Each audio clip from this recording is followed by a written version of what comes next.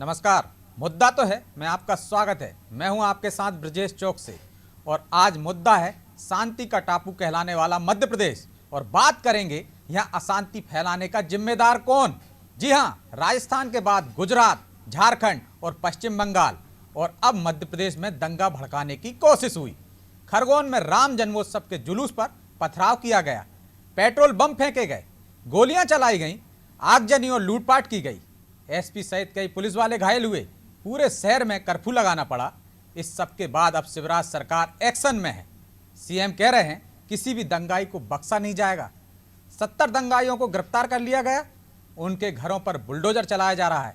गृह मंत्री बोले जिन घरों से पत्थर निकले हैं उन घरों को पत्थर के ढेर में बदल दिया जाएगा। सरकार के एक्शन और सख्ती के बाद सियासत भी शुरू हो गई है। पूर्व मुख्यमंत्री दिग्विजय सिंह बुलडोजर चलाने पर सवाल उठा रहे हैं। कांग्रेस प्रवक्ता के मिश्रा उपद्रव के लिए राम भक्तों को ही जिम्मेदार ठहरा रहे हैं। कह रहे हैं उस क्षेत्र से जुलूस ही निकालना नहीं चाहिए था। लेकिन सवाल यह है कि क्या मुहर्रम के जुलूस पर भी यह बात लागू होना चाहिए? और क्या यह घटना एक सुनियोजित साजिश थी?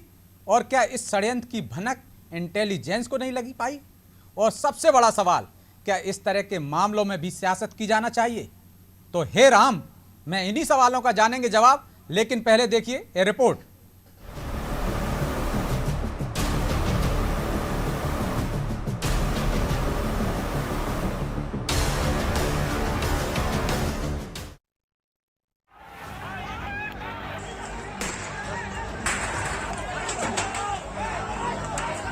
कुछ विघ्न संतोषी देश की शांति को भंग करने का षड्यंत्र रच रहे हैं।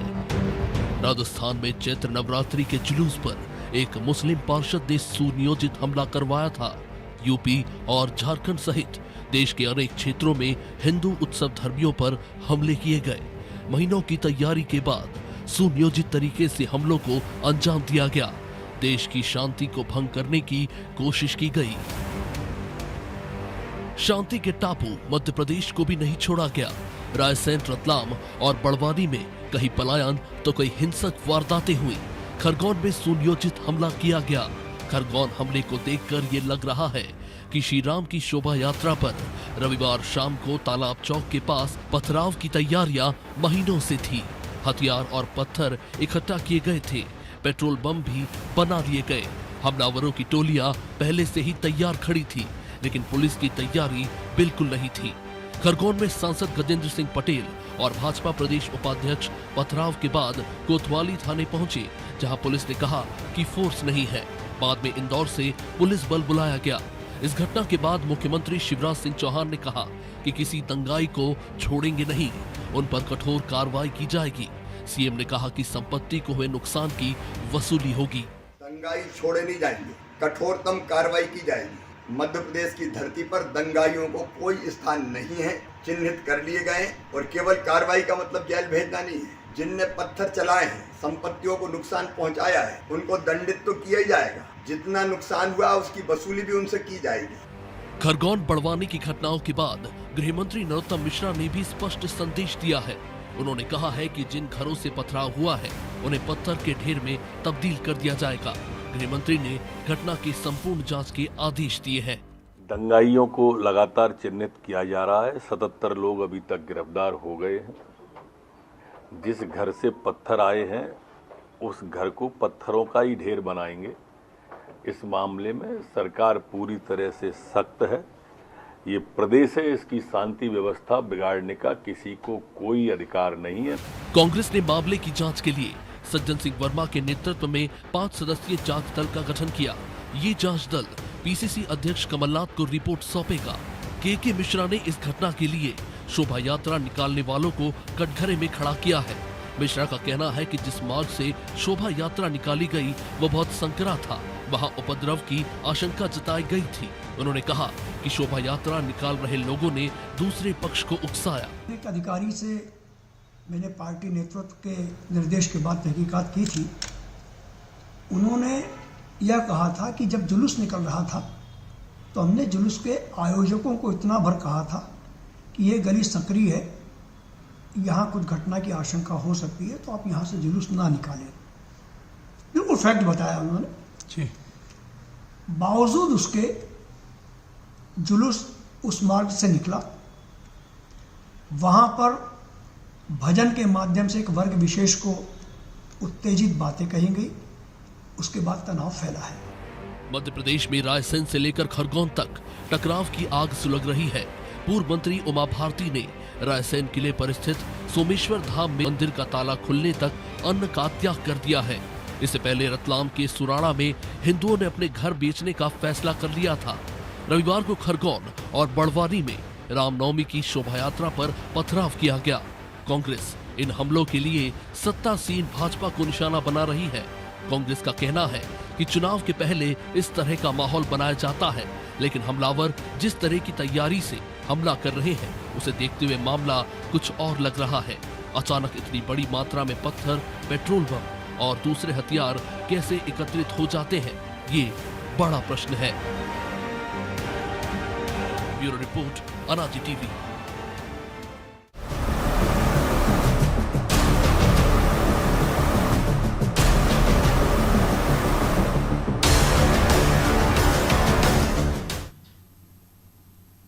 हे राम, इस पर चर्चा के लिए हमारे साथ मौजूद हैं कांग्रेस से प्रताप भानु शर्मा, भाजपा से गीत धीर और राजनीतिक मामलों के जानकार वरिष्ठ पत्रकार सूर्यकांत चतुर्वेदी।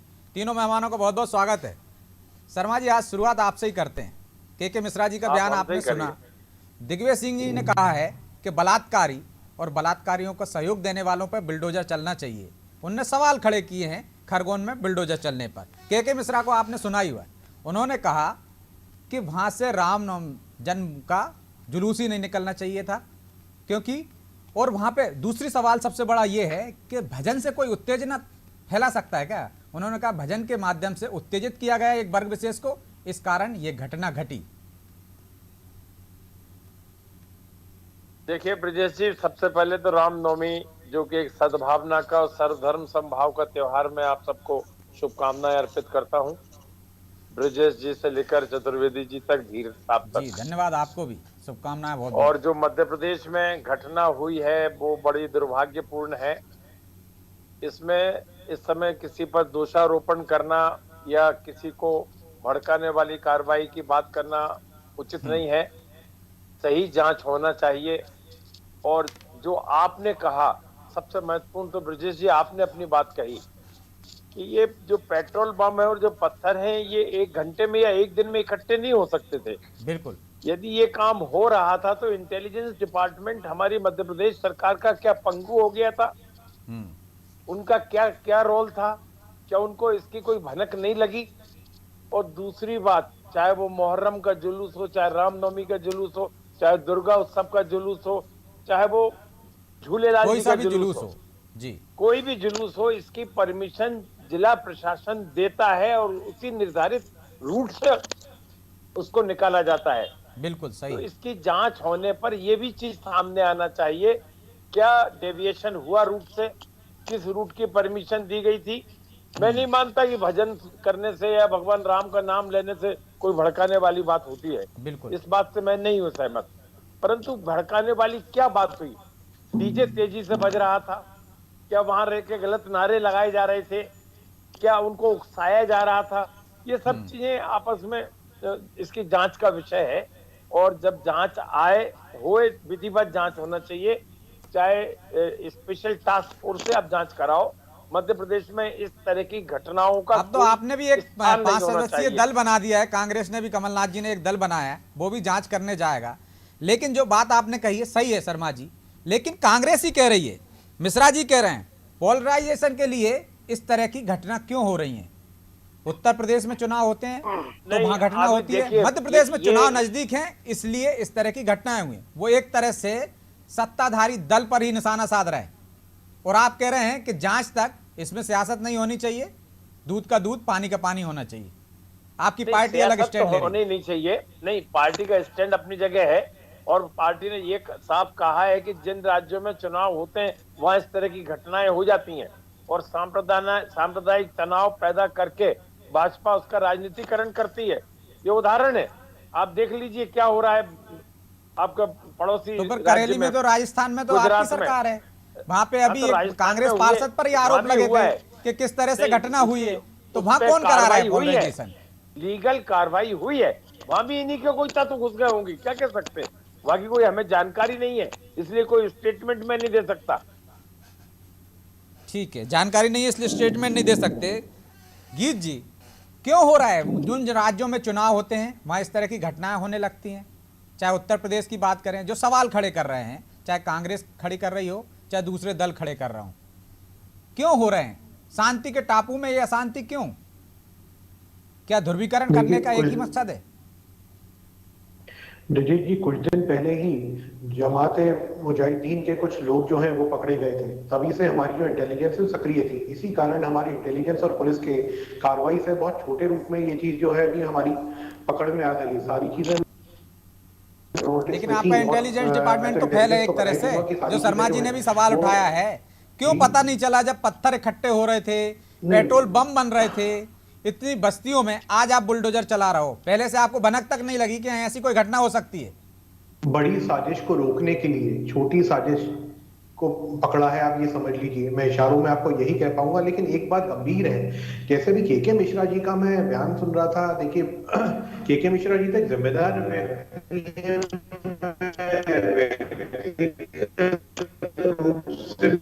कोई डिस्टर्बेंस है? हो गई धीर जी, आपकी आवाज में कुछ डिस्टर्बेंस है लगता है, तकनीक कोई दिक्कत है, आपकी आवाज गूंज रही है। की राजनीति करते और और 20 वहां पर उनको देखा गया कि उनके ऊपर कोई केस दर्ज नहीं होता है, जो इसके सिंबल है। तो ये है कि कांग्रेस आखिरकार किस तरीके से राजनीति करके और एक संदेश दे रही है जनता के बीच में, जो कि गंभीर है। आप जहां तक मध्य प्रदेश की बात करते हैं तो निश्चित रूप से कड़ी कार्रवाई भी होगी। जो दोषी है, पुलिस ने जिस तरीके से विषय को संभाला है, ठीक है, उनका बयान हम एक तरफ रख देते हैं, उस पर डिस्कशन भी कर लेंगे उस पर। लेकिन ये तो बताइए ना आप कि आपका इंटेलिजेंस डिपार्टमेंट फेल हो गया ना? आपको पता ही नहीं चला जब पथराव हो गए, गोलियां चल गई, पेट्रोल बम बना के रखा गया, पत्थर इकट्ठे हो रहे होंगे ना छत पे, अचानक तो छत पे कहीं से पत्थर आ नहीं सकते। एक दिन में हुए होंगे, 4 दिन में हुए होंगे, 15 दिन में हुए होंगे। छोटी बड़ी साजिश हो रही वाली मैं इसका जवाब लूंगा। आपकी आवाज क्लियर नहीं आ रही है। मैं अपनी टीम से कहूंगा कि वो दुरुस्त करें, आपको फिर से जोड़ें। जब तक मैं सूर्यकांत जी को भी ले लेता हूं, चर्चा में शामिल कर लेता हूं। सूर्यकांत जी, जो बात कही जा रही है कि 5 राज्यों में जिस तरह से हार हुई है और उसके बाद जिससे हम देख रहे हैं कि उत्तर प्रदेश में बुलडोजर चल रहा है, मध्य प्रदेश में चलना शुरू हो गया है, क्या ये जो है, ये जो प्रतिक्रिया आई है या जो घटना घटी है, ये उसका जवाब है? देखिए, मुझे लगता है कि कहीं ना कहीं इस पूरे मामले में सबसे पहले तो मैं कहूंगा कि पुलिस का इंटेलिजेंस फेल हुआ है। क्योंकि आप देखें, अगर रायसेन जिले में घटना होती है जी, और उसके बाद अगर सिस्टम सक्रिय नहीं होता है और चैतन्य नहीं रहता है और उसे पता नहीं चलता है कि इस तरह की घटना की कितने पहले से तैयारी हो रही होगी, जैसा आपने भी कहा, कांग्रेस के प्रवक्ता ने भी कहा, और उस बात से सहमत होते हुए मैं भी कह रहा हूं कि आखिर इतनी बड़ी मात्रा में पेट्रोल पंप बन कैसे गए, पत्थर छतों पर इकट्ठे कैसे हो गए, और जिन पेट्रोल पंपों से पेट्रोल लिया गया है क्या उन्हें जांच के दायरे में लिया गया है, उन पर कार्रवाई होगी। मैं धीरभाई का ध्यान अपेक्षित करना चाहता हूं कि आखिर पेट्रोल तो सूर्यकांत जी को अपनी गाड़ी में डलवा के लाके निकाल सकता है ना? पेट्रोल को आप कैसे चेक करोगे? यदि किसी ने अपनी गाड़ियों से निकाल लिया होगा, कोई गाड़ी में डलवा के लाया होगा, बाइक में डलवा के लाया होगा, कार में डलवा के लाया होगा, तो पेट्रोल पंप वाले कहां से जिम्मेदार हो जाएंगे?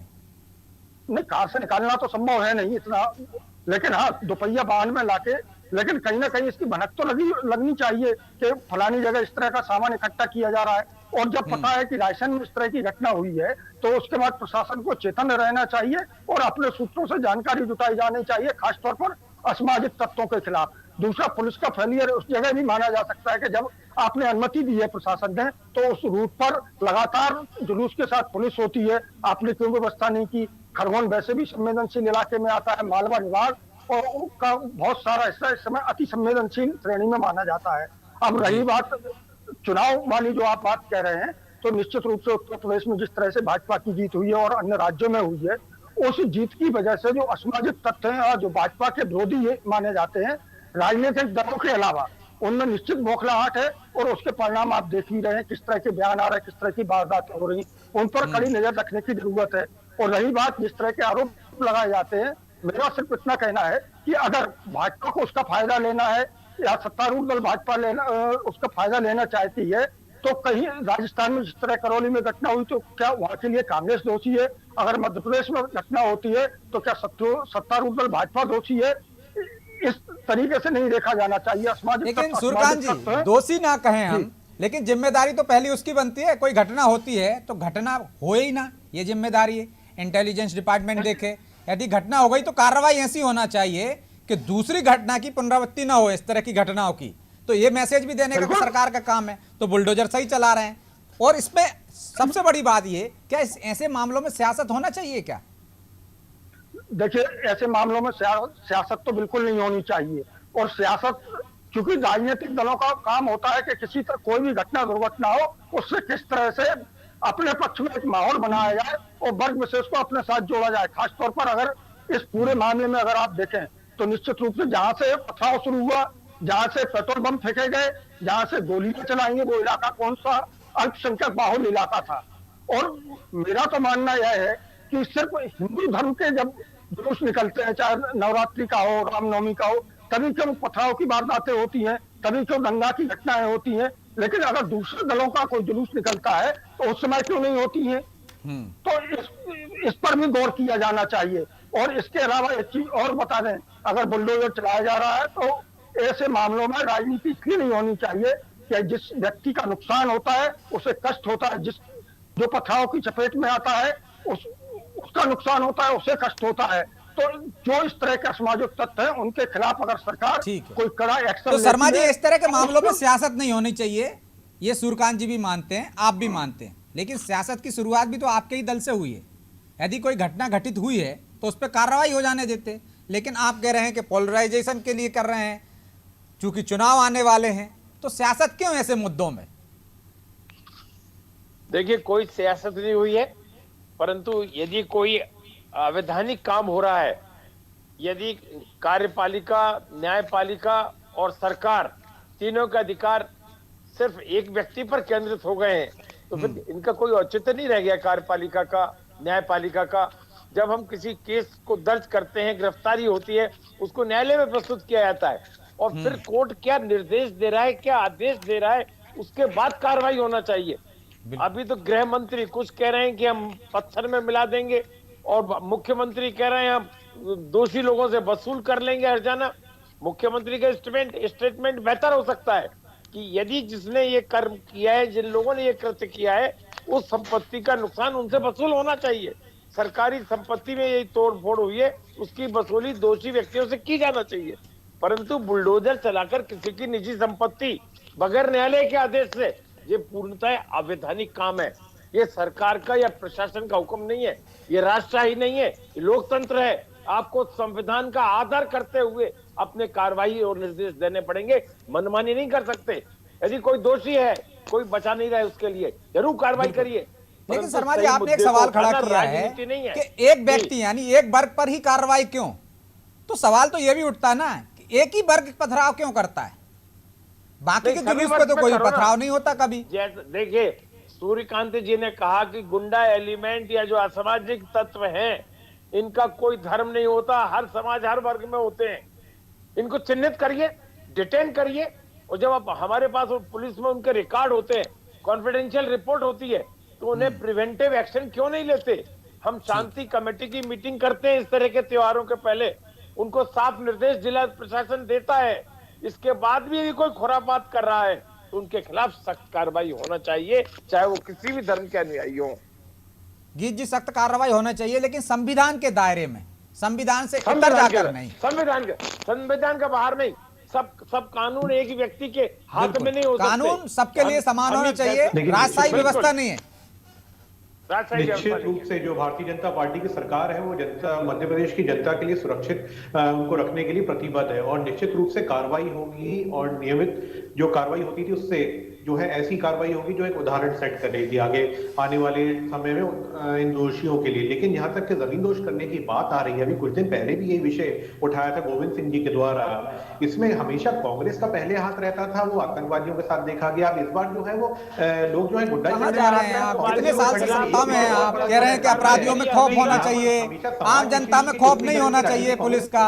ऐसा खौफ कि पथराव हो रहे हैं, पेट्रोल पंप फेंके जा रहे हैं, कैसे खौफ पैदा करेंगे आप? कार्रवाई आतंकवादियों के खिलाफ कांग्रेस ने करी है। हमारी मध्य प्रदेश की पुलिस और इंटेलिजेंस ने यहाँ पर तो बहुत बड़ी कार्रवाई की प्लानिंग थी जिसको रोक दिया गया। यहाँ पर इनको तो शाबाशी देनी चाहिए और बड़ी कार्रवाई मध्य प्रदेश की कौन सी कार्रवाई रोक दी गई? एक बात जब घटना घटित हो गई, आपके एसपी को गोली लग जाती, आपके पुलिस वाले घायल हो जाते हैं और आप कह रहे हैं कि इंटेलिजेंस को पहले से पता था बड़ी घटना होने वाली थी, छोटी हो गई, हमने रोक दिया। मैं उसके बाद की बात कर रहा हूँ कि इसको बड़ी साजिश के रूप में देखा जा रहा था जिसको रोका गया है। और एक और बात मैं आपके संज्ञान में लाना चाहता हूँ। तो भाई तो आप साजिश कह रहे हैं ना, तो साजिश का पता आपको नहीं चला, ये भी तो एक्सेप्ट कीजिए आप। बिल्कुल पूरा फेल्योर। ब्रजेश जी मैं आपके बात नहीं सुन पाया, दोबारा से प्रश्न करेंगे। जब आप कह रहे हैं कि साजिश थी, ये सुनियोजित साजिश थी, तो ये साजिश का आपको पता नहीं चला, तो ये आपका ही तो फेल्यूर है ना। बड़ी साजिश को रोका है एक तरीके से, छोटी साजिश आप ये समझ लीजिए कि रूप लिए पाई है। ये बड़ी साजिश रुक गई है। बड़ी साजिश करने वाले थे क्योंकि जमात ये जो थी इनकी इसकी पूरी जमात को पकड़ा था। ये जो मुजाहिदीन की जमात थी मार्च में, सबको मालूम है और इसी से जुड़े हुए तार इनके निकल रहे हैं। और एक बात आप देखिए, राजस्थान में भी इनकी सरकार है, करेली का आपने बहुत अच्छा उदाहरण दिया। 25 से 30 दिन घायल होते हैं, ठीक है, समय भी नहीं है। सूर्यकांत जी आपसे 30 सेकंड में कमेंट चाहिए, क्योंकि अरुण यादव के क्षेत्र में ये घटना हुई है। अरुण यादव कांग्रेस में हाशिए पर चल रहे हैं, क्या उससे भी कोई लिंक है?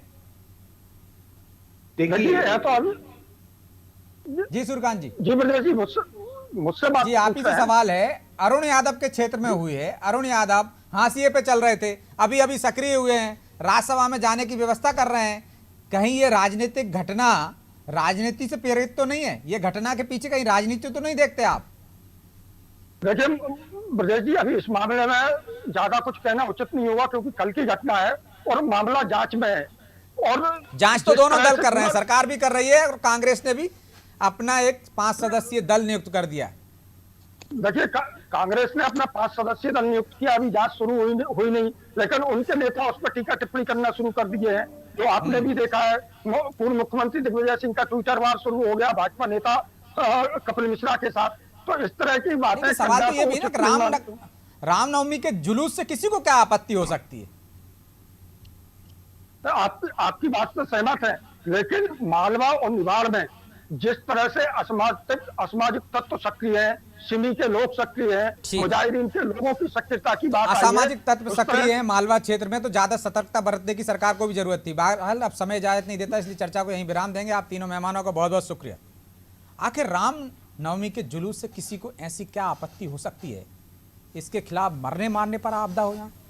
यदि इस पथराव के जरिए राज्य सरकार को आंख दिखाने की जरूरत है, तो फिर इसका समन भी आरोपियों की आंख में आंख डालकर ही किया जाना चाहिए। सीएम को चाहिए कि दोषियों पर ऐसी कार्रवाई हो कि फिर कोई प्रदेश की शांत फिजा में अशांति घोलने की हिम्मत ना कर सके, क्योंकि इस मामले में ढुलबुल रवैया अपनाया गया तो फिर राज्य में कहीं से भी ऐसी हिंसा की खबरें आती रहेंगी।